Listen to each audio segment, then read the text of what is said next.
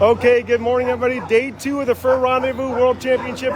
Kill Casey, your host, with one of our mushers from Germany, Michael Tetzner, very experienced. Michael, go ahead and introduce yourself. Hi, I'm Michael Tetzner. I'm a little musher from Germany, and I run the Rondy 8 times. 8 times. Okay, Yeah. So today, explain to folks, it's reverse order start, right? So yesterday, there were 18 teams that finished, and now they start slowest to fastest today, right? What's that like for you? Yeah, maybe you have some passes. Okay. Yeah.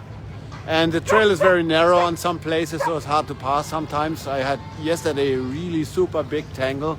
I couldn't open it, so it's hard to pass. And of course, you hear all that stories, what happened with moose and bicycle and people and so on. So yesterday was a tough day for the most of the mushers, you know. But this is a different race to everybody. It's not like a sprint race in Hamar.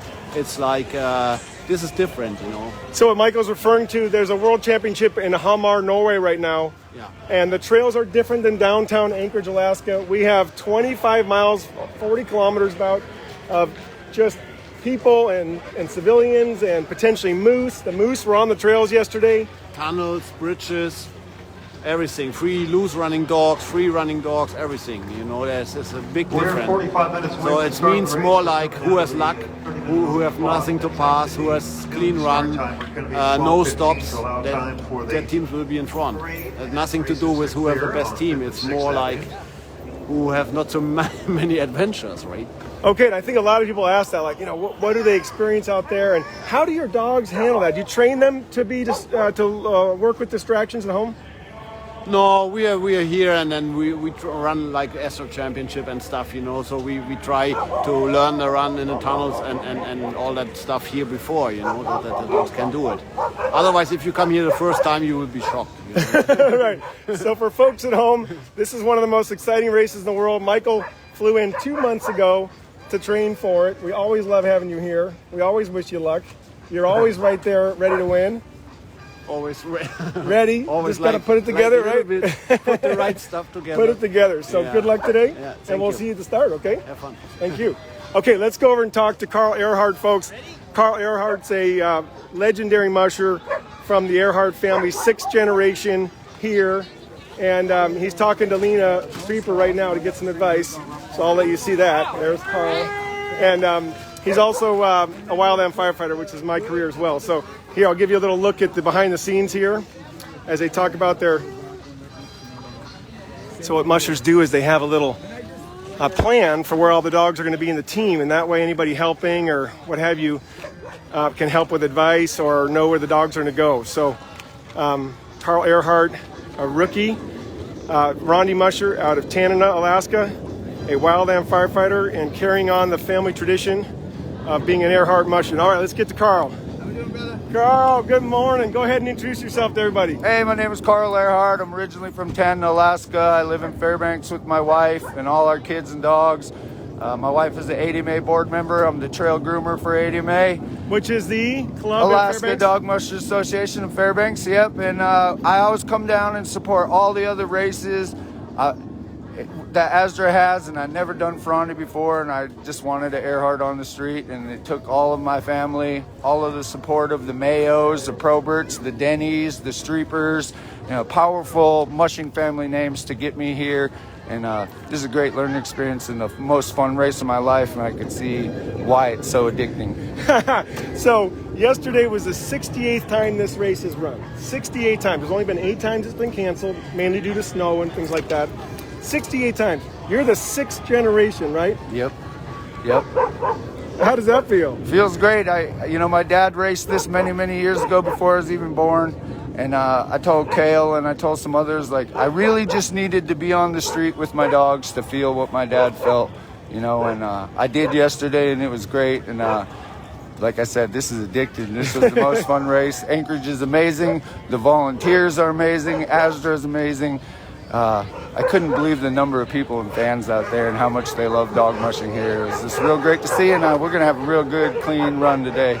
Excellent. Okay, good luck out there, brother.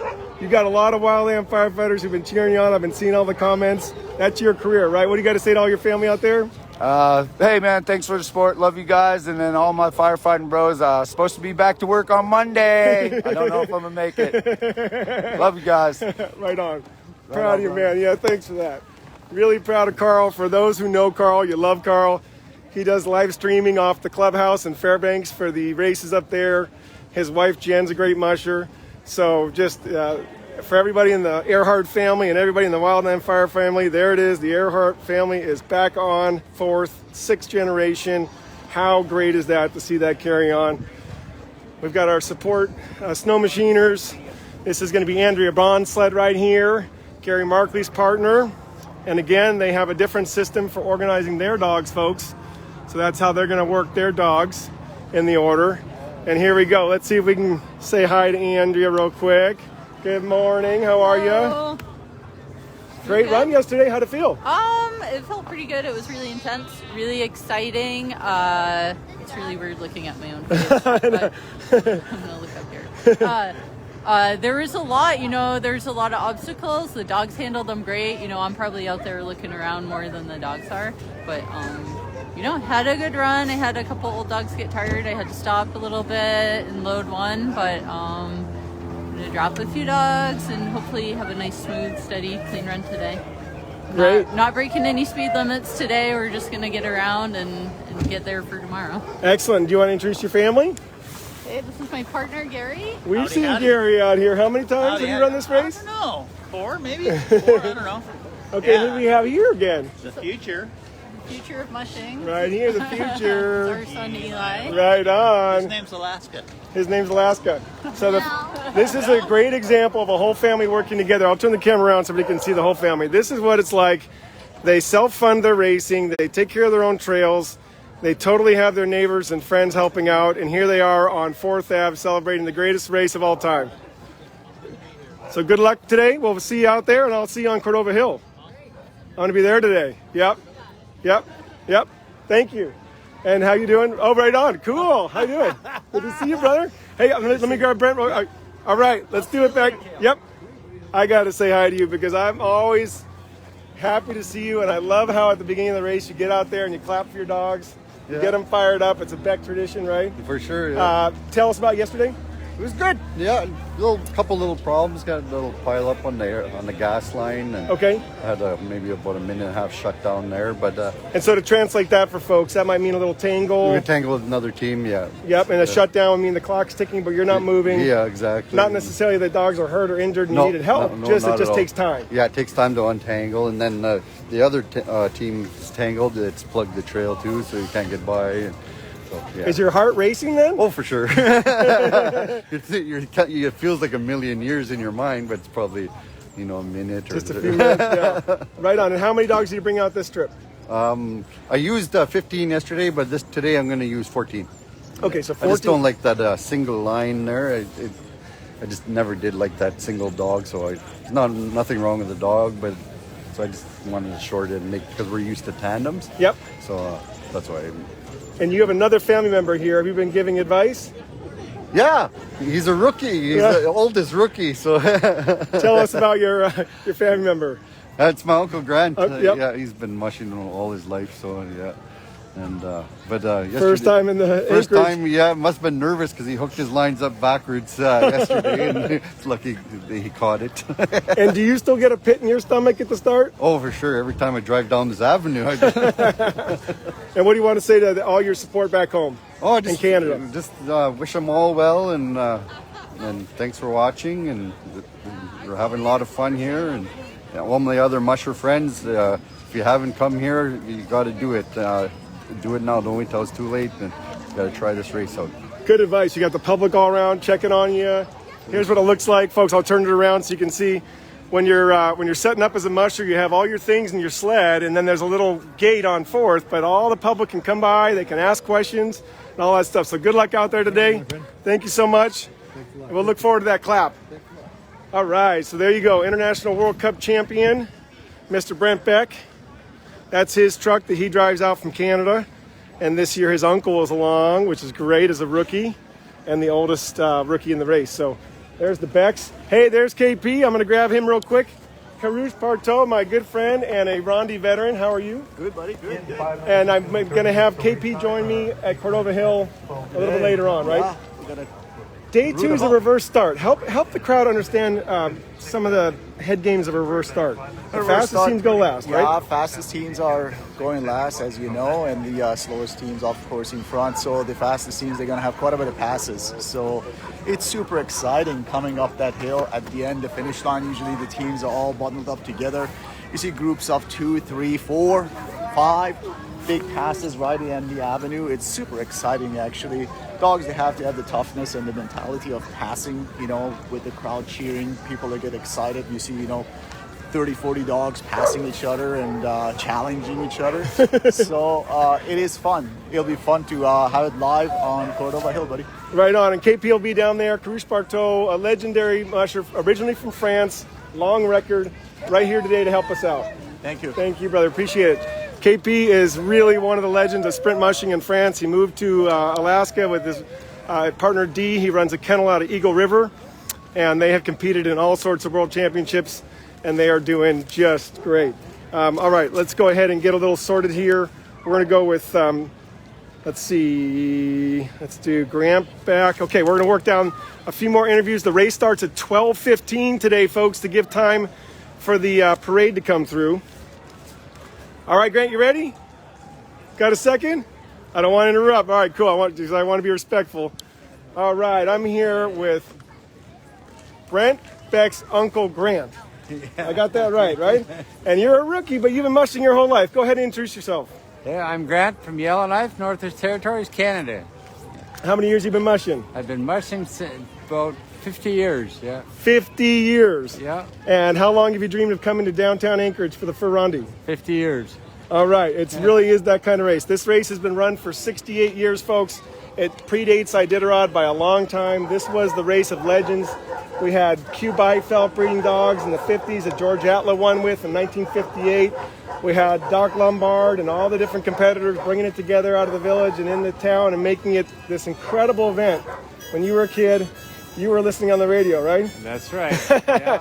And that's what we still do. So 5:90 a.m., folks, is how you follow this race. You watch the live stream right here on the Fur Rondy page. You watch guys leave with their teams and gals leave with their teams, and then you got to have that radio on. That's right. To hear all those checkpoints. That's 5:90 a.m. Best of luck to you. Anything to say back home? Thank you. Back home, it's a great race. It's a great race to race. The weather's beautiful, the trail's good, people are great. We're having fun. Thank you. Right on. Thank you, Grant. Appreciate it. There we go. Really appreciate that. There's Grant Beck. So he brought a little, let's see. We got another system here. Look at this nice condo. All right. That is a beautiful dog trailer. You're seeing more of these with the long distance dog teams in my neighborhood, Iditarod country, where the trailers become doggy kind of condos and they got their own spaces in here, can stay connected, and they can also provide warmth. Actually, these things get pretty warm. You got to vent them off. Another example of how your dogs might be arranged so that you can put together your race team and move them around. See how that works? Pretty neat. This is a pretty tight situation here, folks. This is great. I love it.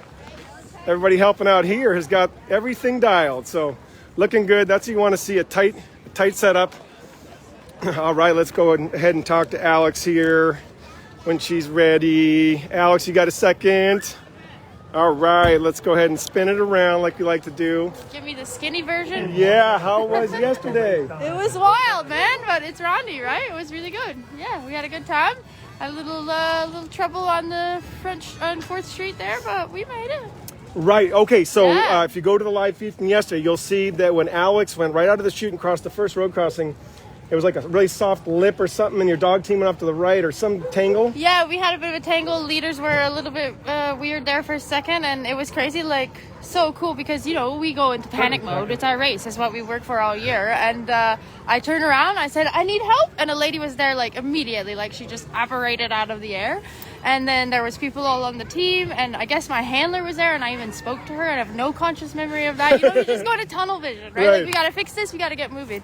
And it felt like a million years, but it turns out it was only like 45 seconds. Yes. So, yeah. So we got rolling, got out of the way of the next team, and going down Cordova, we're like trying to get our heads back on straight and just kind of settled in, and everything went good after that. So yeah. 24 more miles. Yeah, right. 24 miles to think about it, but we got it out of the way in the beginning, right? So yeah, today's going to be good. Today's going to be clean. We're going to have a good fun run. Dogs are feeling good. Yep, and you're right in there starting at bib number 7. Yeah.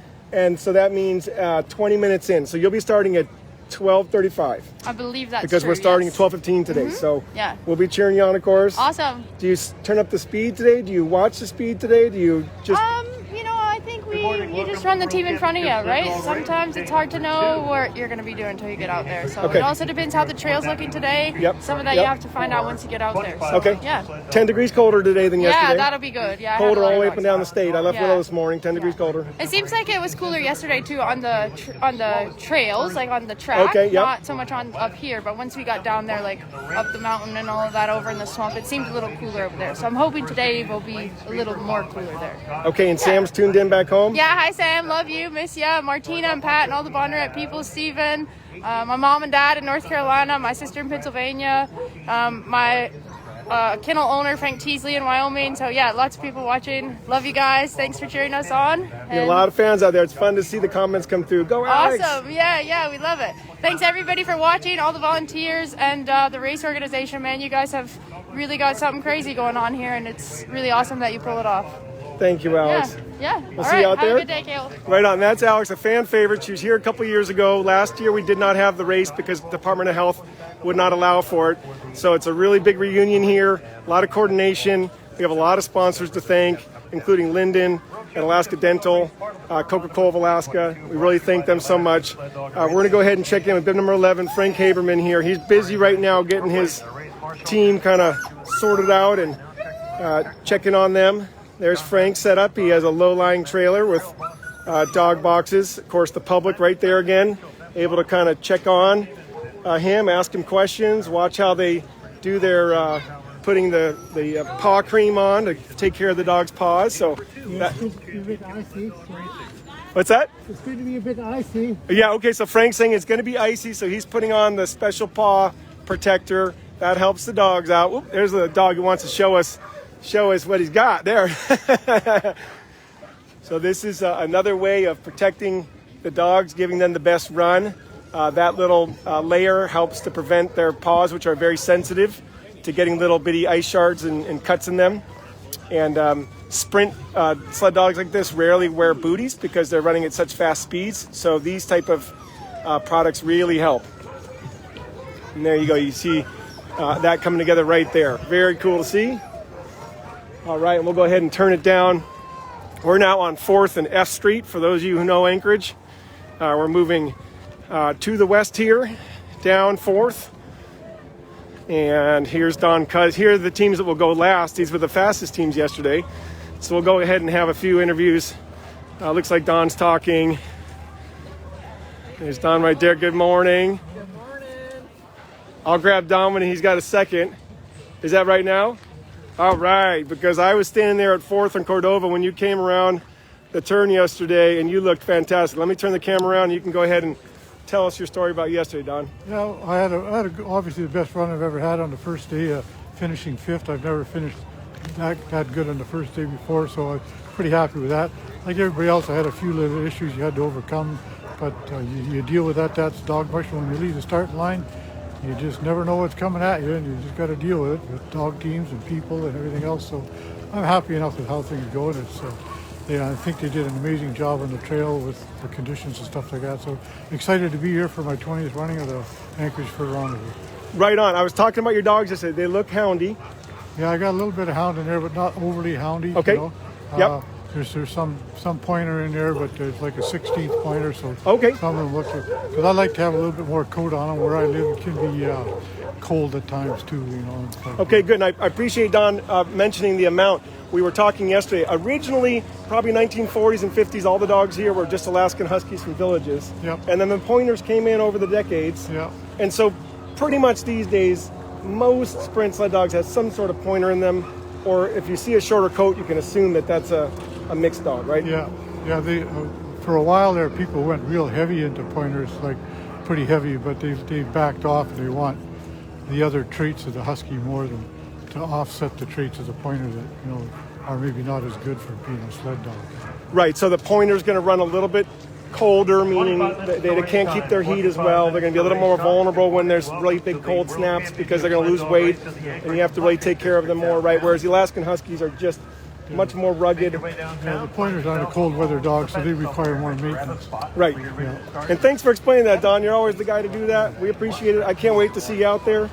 Do you let them rip today? Do you monitor your speed? Do you have a strategy? No, I want to get to the third day, so I just let them run their own pace and just encourage them where they need it, go and buy people and stuff like that. Just let them, you got them all trained up to do what you taught them to do, so just let them do it.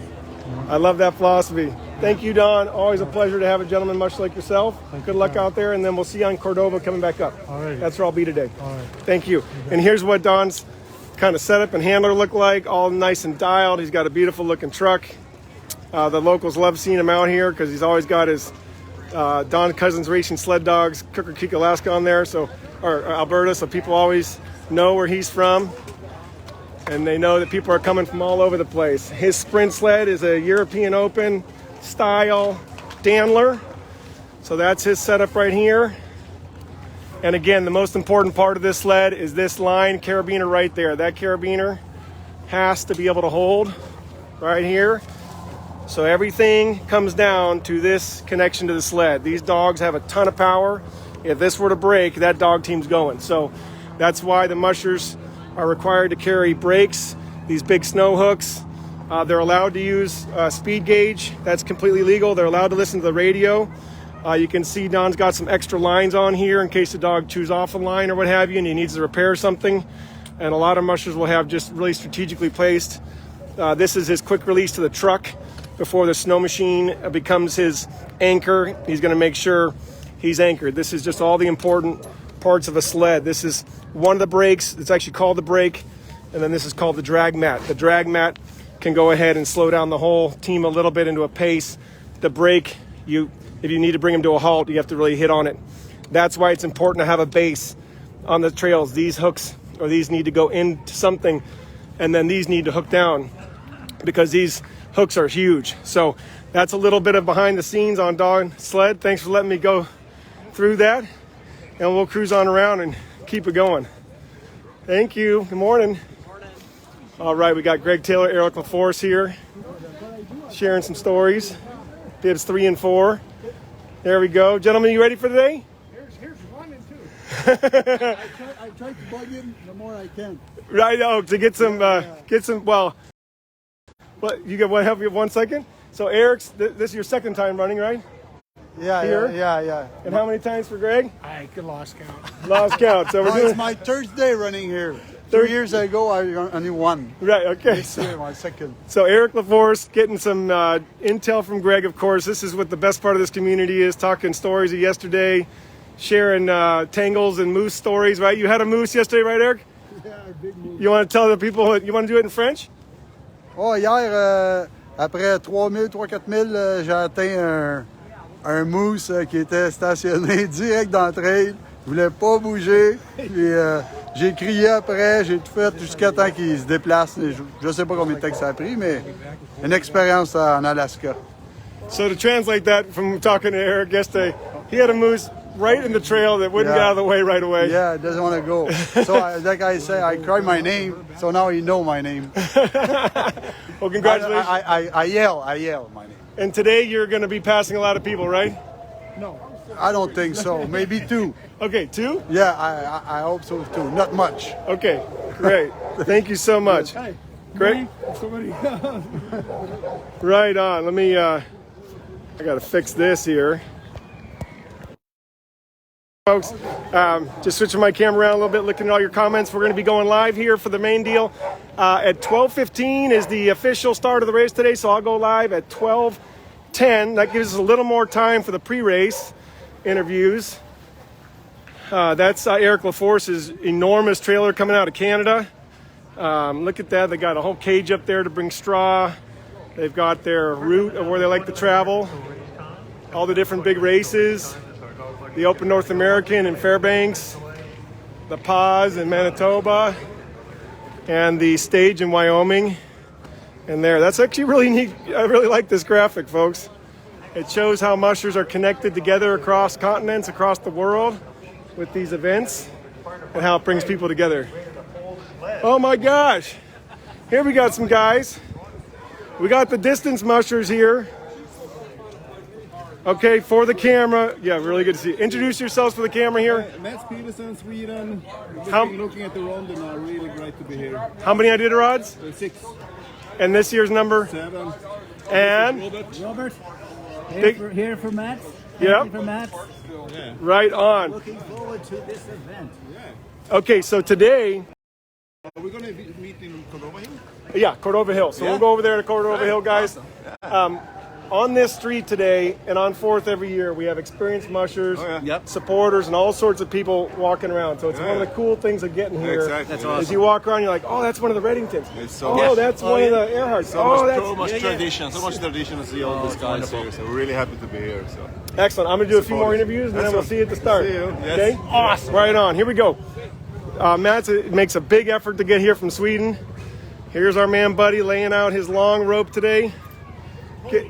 Oh, okay, that's right. You got the 2 sleds going, Buddy, right? Yeah. I'll go ahead and just give you a chance. Yesterday when we talked afterwards, I know you mentioned that you're proud of both teams. Yep, they did, actually. And what's nice about Anchorage, and actually Fairbanks does the same, but we have split times, checkpoints out there, so all the people at home can follow and get an idea what's happening on this race.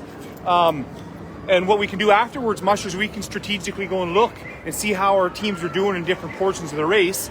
And nice to see for me, in the last 5 miles of race in my team, no surprise, was way in front. And the second fastest team in this race was Tony, coming home. Right. And that's what I look at when I want to predict what's going to happen in the next few days. Yep. You know, so that's interesting. I mean, some people stop, and it's not a real good comparison. You don't know the whole story. But really, if you're thinking of moving time, I was happy to see that Tony was able to have a strong, steady run at the finish line. Great, and so for folks following at home, if you want to follow both Streeper teams, of course, Buddy's bib number 1 because he drew that and kept it. And then we have Tony Blanford's going to be bib number 6. So that's a full Streeper team that Tony's been working with a couple years, and he's looking forward to finishing his first Rondy. That's right. So he's a rookie in this race, but no rookie to mush, and he's a Yukon Quest finisher. He finished the Open North American last year, and he's going to run this race today. So, yeah, we're excited for him. I got a tear in my eye when I saw him corner yesterday. Yeah, so I think that guy that got real famous with that video of a few teams crashing on a very famous corner out there, he was there already. And I looked at the videos, and he didn't get no crashes. So it was good to see some teams managed well. Right on. Thank you, buddy. We always appreciate your time out there. Good luck. There's Scott Maruski. And just a reminder, the king of this race is still George Ella. 10 victories. George passed away some years ago, but he was the most winningest for Rondy musher of all time. Doc Lombard and Buddy Streeper are tied at 8 wins. Buddy's going for number 9. And then we have Egil Ellis at 4 wins. Or 5 wins. So we have really some history here today. If Buddy can keep going on day 2 and 3 with the fastest times, he will become the second winningest for Rondy champion of all time. There's been 68 years of running this. It started in 1946. So that is a very big deal. A lot of work, a lot of time, a lot of energy to get out here. Here's Hans Gotts, 18 dogs yesterday, put up the second fastest time. He ran a huge string and came around that Cordova corner looking amazing. His times looked really good. So right now he's focused on getting ready. I'll jump in there, get his interview, and we'll see if he can give us some insight into how many dogs he's going to start with today, because that string was really, really long. Hans is very versatile, but we also want to... Hey, Hans, can we have a quick question with you? Good morning, by the way. Good morning. Coming around Cordova and 4th yesterday, you looked amazing. Oh, thank you. You got the second fastest time. Yeah. You left with 18 Alaskan Huskies. Are you Superman? No, not at all. How'd it feel? Well, it feels good. There's some foot issues a little bit here and there, you know. Okay. So I'm going to run some dogs with booties today. Not the whole team, but... So I expect to lose some time today, but I think I got to think about tomorrow, not today, right. You know. Right, and then so to break that down for folks at home, we were just looking at some foot cream that a musher was using, and I said that booties aren't that common at the sprint race. unlike Iditarod where every dog has booties, because it slows them down. They're running really fast, but you can't have the pause be a danger because then the dogs can't run, right? So that's right. I mean, there's no way around it. Yeah, they can't run as fast with booties, but this race is not really that fast. Like we're going 16, 17 miles an hour. So it's not okay. It's not like a 20-mile-an-hour sprint race. You couldn't wear booties then, But I think I get no choice anyway. That's the way it is. How many dogs did you start with today? I just dropped one. I started 17. Did you have any in the basket yesterday? No. You're amazing. No. Ladies and gentlemen, Hans Gotts, Iditarod finisher. He's done the Wyoming stage race. He's done Rondy. Went out yesterday with 18 Alaskan Huskies. He's going to run 17 today on day 2.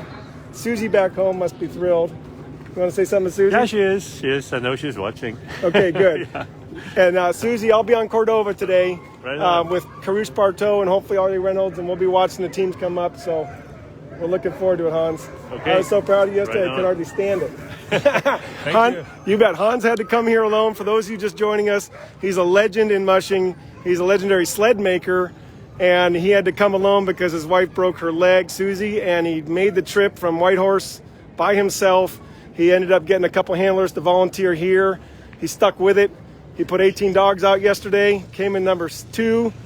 You can see how comfortable he feels with his dogs. He's going to run 17 today. I think that's just so cool. I think it's one of the neatest things. So there you go. Buddy's dogs are out doing some of their business. They're getting ready. So I'm going to go ahead and sign it off here, folks. Get yourself a nice snack, a nice cup of tea. Make sure your dogs are in the room with you so they can be entertained with all the barking that's about to come up. The race officially starts at 12:15 today. 12:15. That's because there's a parade. And then I'll go live 5 minutes before the race start right here. Then tune into 590 AM. Make sure you're streaming that radio station. I know I got a message from Europe yesterday that they're having a hard time streaming it, so try to figure that out. And then I'll be on Cordova on Heartbreak Hill today. So yesterday I was on the corner. Today I'll be on Heartbreak Hill, so tune in for that. I'll show you the start list real quick so you can see it. Here it is right here. You can also find that in the links to the post. You can find this on the ASDRA.org website, so Alaskan Sled Dog Racing Association website. Reverse start, so that means the slowest teams yesterday will start first, and then the fastest teams yesterday will start last. So there'll be some good passing in there. 2-minute intervals, and the gray lines don't mean anything in the image there, folks. I think they just put that in the table online to break up the eyes. R means rookie, so we still have our rookies in the race, and the only person who scratched Tommy Berg yesterday, he almost got his team home. They were just tired and got a little bit sick on the drive here from Canada, so our hearts are with his family who wanted to see him finish, but Tommy's been through this before. He'll enjoy being here today, and there's your starter. So good luck to everybody. Let's have a great race out there today. Look at all the community that's formed out here, the handshakes, the hugs, the love. It's a great, you're part of it. Everybody's part of it, and we get to be on 4th Ave. So we'll bring it to you here soon. That's Rondy.